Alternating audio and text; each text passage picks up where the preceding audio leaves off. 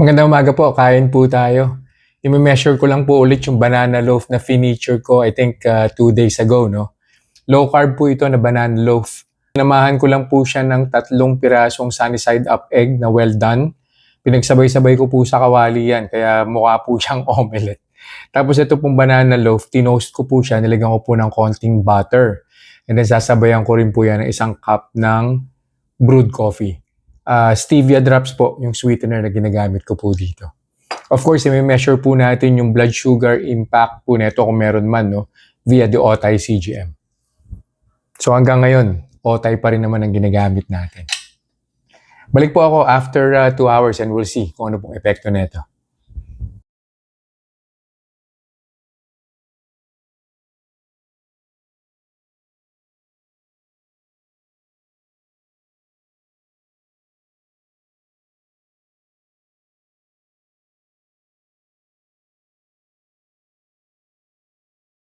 Reminders lang po, huwag pong mag-aanli. Always eat in moderation. Di po ako doktor, so whenever in doubt, konsulta po kayo sa doktor ninyo. And yung results po ng mga review na ginagawa ko, it may vary. So huwag niyo pong i-expect na yung resulta sa akin is magiging kapareho po ng resulta sa inyo. So yun lang po. Have a nice day. Conclusion na po tayo sa kinain kong breakfast today. Yung banana loaf, toasted banana loaf with 3 pieces ng sunny side up na egg at saka yung brewed coffee po na merong stevia drops. So nag-start po yung blood sugar ko 108 first hour. Umakyat po siya ng bahagya 124.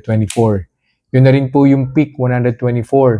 And then 10 minutes bago po mag second hour, 115 na po yung blood sugar reading. So most probably on the second hour or 5 minutes or 10 minutes after the second hour, marireach na po niyan yung baseline na blood sugar na 108 or probably even less than 100 pa po. Ang recommendation po natin, no, so wala pong problema kung nagkikrave po kayo sa tinapay, namimiss yung pong kumain ng tinapay, search nyo lang po yung video kung paano po gumawa ng banana loaf. I think 2 days or 3 days ago. In-upload ko po yan. Nandun din po yung recipe and nandun din po yung link kung saan po makakabili nung ingredients. So yun lang po for this review. I'll see you guys in the next vlog. Bye-bye.